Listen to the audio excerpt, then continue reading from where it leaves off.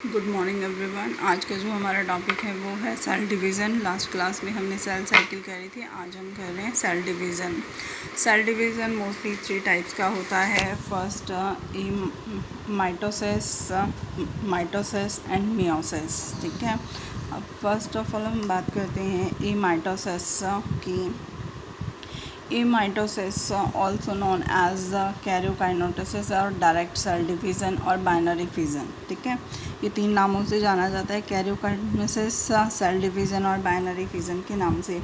इस टाइप के डिवीज़न में क्या होता है, सबसे पहले न्यूक्लियस 20 में से टूटकर 2 भागों में बढ़ जाता है। देखो, सबसे पहले एक का सिंगल स्पर्म मदर सेल होती है, इसमें जो न्यूक्लियस है वो धीरे धीरे इलोंगेट होना शुरू हो जाता है और इलोंगेट होके क्या होगा, वो लंबा हो जाएगा। लंबा होने के कारण उसके क्या होता है, मिडल में कुछ प्रेशर पड़ना शुरू हो जाता है, जिसके कारण वो बीच में से क्या होता है, प्रेशराइज हो जाएगा और धीरे धीरे इसकी शेप कैसी हो जाती है, डंबल शेप्ड हो जाती है। और धीरे धीरे ये डंबल शेप्ड होकर बीच में से इतना ज़्यादा प्रेशराइज हो जाता है कि यहाँ की जो इसकी प्लाज्मा मेम्ब्रेन हो जाती है वो टूट जाती है और टूट कर ये किस में कन्वर्ट हो जाता है, 2 डॉटर न्यूक्लियाई में कन्वर्ट हो जाता है। लेकिन इस टाइप का जो सेल डिवीज़न होता है उसके अंदर जो न्यूक्लियस के अंदर जो जेनेटिक मटेरियल है उसका जो डिवाइडेशन है दोनों में इक्वल पार्ट में नहीं हो पाता, किसी एक डॉटर सेल में ज़्यादा, किसी एक डॉटर सेल में कम हो जाता है। इसलिए इस टाइप का जो सेल डिवीज़न होता है वो सिर्फ और सिर्फ लोअर क्लास के कुछ एल्गीज, फंगस या फिर प्रोटोजोआ में ही मिलता है। हायर प्लांट में इस टाइप का माइटोसिस टाइप का डिवीज़न नहीं होता है। और for example, neurons or nerve cells, that's why if a neuron is destroyed it can be replaced because neuron do not go through mitosis. की जो न्यूरॉन्स और नर्व सेल्स होती हैं अगर एक बार डिस्ट्रॉय हो जाती हैं तो हम उन्हें दोबारा रिप्लेस नहीं कर सकते हैं, क्योंकि उनके अंदर माइटोसिस डिवीज़न होता है, उनके अंदर माइटोसिस नहीं हो पाता। यानी एक बार जो सेल टूट गई वो दोबारा आगे फर्दर डिवीज़न नहीं कर पाती, क्योंकि उनके अंदर जो जेनेटिक मटेरियल होता है वो इक्वल नहीं होता और जेनेटिक मटेरियल इक्वल नहीं होने के कारण वो आगे कोई भी काम नहीं कर पाता है। अब हम बात करते हैं mitosis. Mitosis, also known as the somatic division. In cell biology, mitosis is a part of the cell cycle in which replicated chromosomes are separated into 2 new nuclei.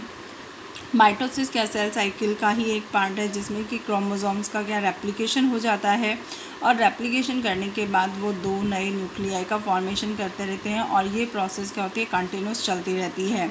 Cell division gives rise to genetically identical cells in which the total number of chromosome is maintain.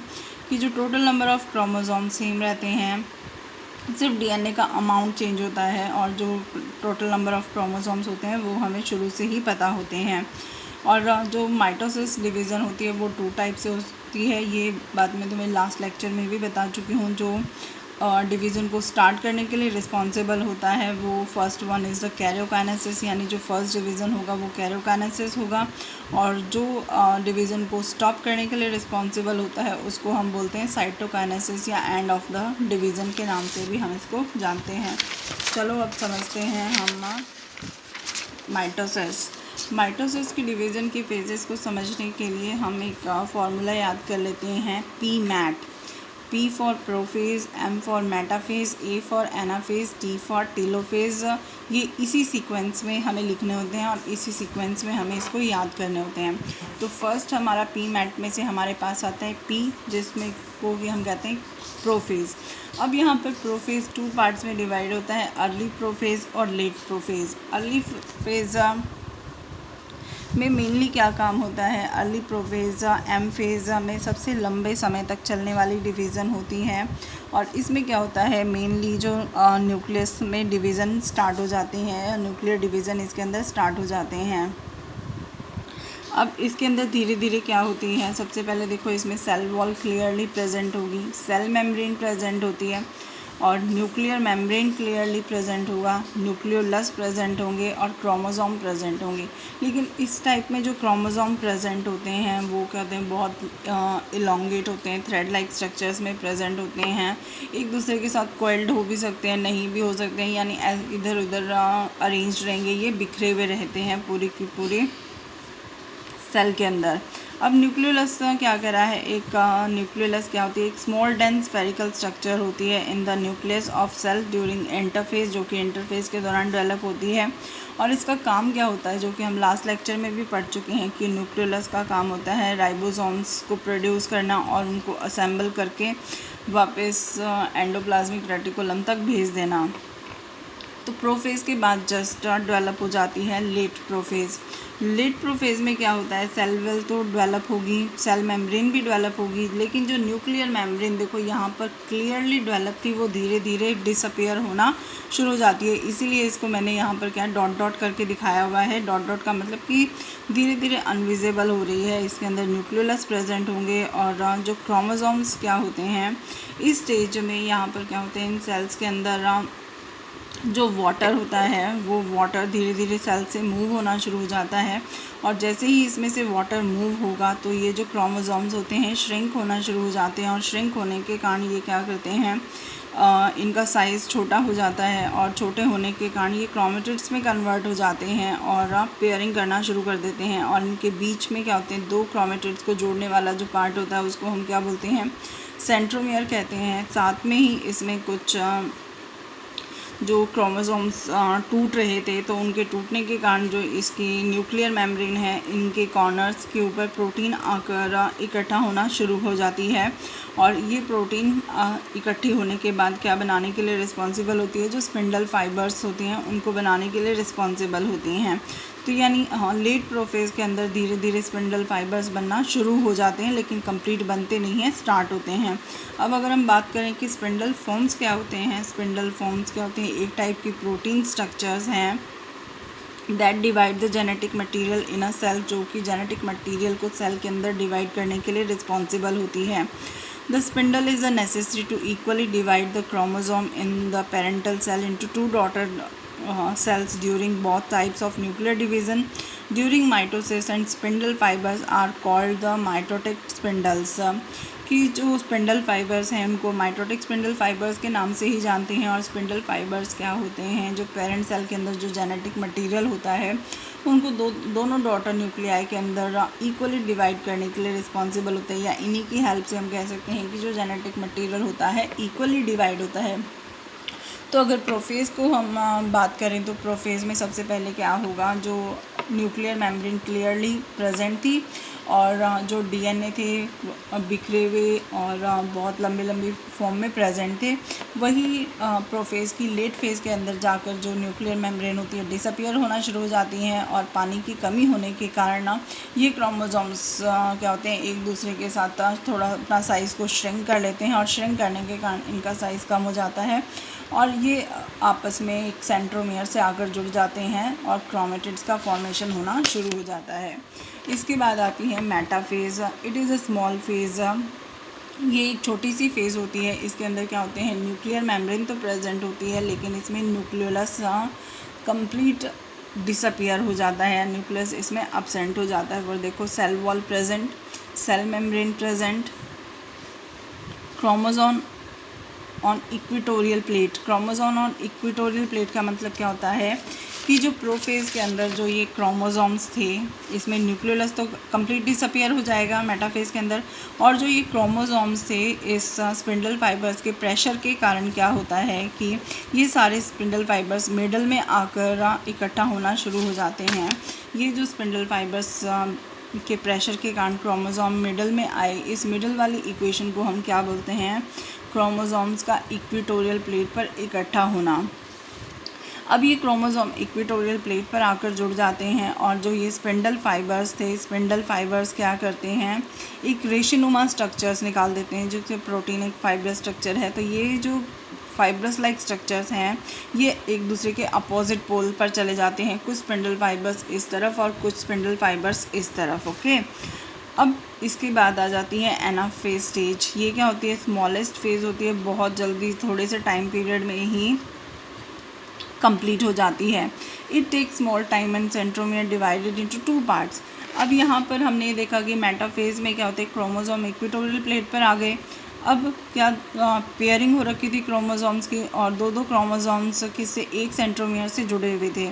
अब ये वाला spindle fibre इनको अपनी तरफ खींचने की कोशिश करता है, ये वाले स्पिंडल फाइबर्स क्रोमोसोम्स को अपनी तरफ खींचने करते हैं। तो यानी दोनों स्पिंडल फाइबर्स क्या करेंगे, आपस में लड़ाई करना शुरू कर देते हैं। और ये लड़ाई करते करते क्या करते हैं, जब इनको इतने प्रेशर से खींचते हैं अपनी तरफ, तो जो सेंट्रोमेयर कहता है कि भाई सब सेपरेट हो जाओ, सब अलग हो जाओ, तो वो उनको सेपरेट करता है। तो ये जो क्रोमोसोम की पेयरिंग होती हैं आपस में से टूट जाती हैं और यहाँ पर आकर ये क्या होते हैं, यूनिवैलेंट या मोनोवैलेंट हम कह सकते हैं कि क्रोमोसोम्स का फॉर्मेशन हो जाता है। लेकिन इनका कैरेक्टरिस्टिक फीचर यहाँ होगा कि जो यहाँ पर तो सिंगल सिंगल क्रोमोसोम्स था पेयरिंग के बीच में, यहाँ पर ये सेंट्रोमियर डिवाइड हो जाता है और सेंट्रोमियर दोनों पेयर्स के पास अपना अपना सिंगल सेंट्रोमियर प्रेजेंट होगा। तो यहाँ पर क्या हुआ कि स्पिंडल फाइबर्स ने इन क्रोमोसोम्स को अपनी तरफ अट्रैक्ट करना शुरू कर दिया एनाफेज़ के दौरान। फिर आई टीलोफेज़। टीलोफेज़ क्या होती है, सबसे लॉन्गेस्ट फेज़ होती है, या फिर हम इसको भी 2 पार्ट्स में डिवाइड कर सकते हैं, अर्ली टीलोफेज़ और लेट टीलोफेज़। अर्ली टीलोफेज़ के अंदर क्या होगा, जो ये स्पिंडल फाइबर्स थे इन्होंने जो क्रोमोसोम्स को खींचना शुरू कर दिया था। तो यहाँ पर जो स्टार्टिंग में प्रोफेज़ में जो हम कह रहे थे कि जो स्पिंडल फाइबर्स में क्या होता है, वाटर की कमी हो गई थी, वाटर की कमी होने के कारण उनका साइज़ छोटा हो गया था। तो यहाँ पर ये क्या करते हैं, ये क्रोमोसोम्स दोबारा से वाटर को एब्जॉर्व करना शुरू कर देते हैं और ये वाटर को एब्जॉर्व करते हैं तब तक जब तक ये स्पिंडल फाइबर बिल्कुल एग्जिट पॉल तक इन क्रोमोसोम्स को ना खींच लें। तो ये वाले जो क्रोमोसोम्स हैं यहाँ पर आकर सेट हो जाएंगे और ये क्रोमोसोम्स यहाँ पर आकर सेट हो जाएंगे। इस टाइप से कुछ स्ट्रक्चर्स बन जाएंगी, जैसे यहाँ पर ये क्रोमोसोम्स आ गए और जो यहाँ पर ये क्रोमोसोम्स होते हैं दोबारा से क्या होंगे, ज़्यादा वाटर को एब्जॉर्व करने के कारण जो पेयरिंग हो रखी थी वो पेयरिंग टूट जाएंगी और ये सिंगल थ्रेड लाइक स्ट्रक्चर्स बना लेते हैं और ये इस टाइप की स्ट्रक्चर हो जाती है जैसे कि क्रोमेटिन नेट बनना शुरू हो जाता है। ठीक है, क्रोमेटिन नेट बनने के साथ साथ इस टीलोफेज़ के अंदर डॉटर न्यूक्लियाई दोबारा फॉर्म होने लग जाते हैं और साथ में ही डॉटर न्यूक्लियाई मेम्ब्रेन का भी फॉर्मेशन होना शुरू हो जाता है और इनके बीच में जो स्पिंडल फाइबर्स होते हैं वो धीरे धीरे डिसअपियर होना शुरू हो जाएंगे या धीरे धीरे डिस्ट्रॉय होना शुरू हो जाएंगे। लेकिन जो स्पिंडल फाइबर्स पर जो प्रोटीन प्रेजेंट था प्लस ये स्पिंडल फाइबर्स के अंदर कैल्शियम और मैग्नीशियम आयन प्रेजेंट होता है, वो अपना कैल्शियम मैग्नीशियम और प्रोटीन जो होते हैं वो यहीं पर छोड़ जाता है। या फिर ये कह सकते हैं कि जब ये दोनों सेल्स जो कैल्शियम मैग्नीशियम आयन्स होते हैं उनको प्रेशराइज करेंगे तो वो सारा का सारा एक प्लेट की फॉर्म में या इसके मिडल में आकर क्या हो जाता है, इकट्ठा होना शुरू हो जाता है। में हम बात करते हैं क्रोमेटिन नेट क्या होते हैं। Chromatin net is a substance with in a chromosome consisting of DNA protein. The major protein is chromatin are histones which keep packaging the DNA in the compact form the fit in the cell nucleus. क्या होते हैं कि chromosomes वो chromosomes जिनके अंदर DNA और proteins होते हैं और मेजर प्रोटीन जो क्रोमेटिन्स के अंदर होते हैं वो हिस्टोन प्रोटीन होते हैं जो कि डीएनए को पैक करने के लिए रिस्पॉन्सिबल होती हैं और एक नेट नुमा ये स्ट्रक्चर होती हैं, इसीलिए इसको हम क्रोमेटिन नेट कहते हैं। तो ये जो प्रोसेस हो रही थी अब तक टीलोफेज तक की वो हो रही थी कैरियोकाइनेसिस के अंदर, लेकिन जब तक साइटोप्लाज्मिक डिवीज़न नहीं होगा, माइटोसिस कंप्लीट नहीं होगा, तो साइटोप्लाज्मिक डिवीज़न में क्या होता है, जो ये 2 डॉटर न्यूक्लियाई बन गई थी। सबसे पहले हमारे पास एक क्रोमोसोम्स या डॉटर न्यूक्लियाई था, अब यहाँ पर हमारे पास कितने बन गए, 1 से पेरेंट से 2 डॉटर न्यूक्लियाई बन गई हैं। अब इन 2 डॉटर न्यूक्लियाई के बीच में जो स्पिंडल फाइबर्स थे उन्होंने बीच में एक प्लेट लाइक स्ट्रक्चर्स बनाना शुरू कर दिया था, कैल्शियम और मैग्नीशियम पेक्टेटाइन्स की बनी हुई थी।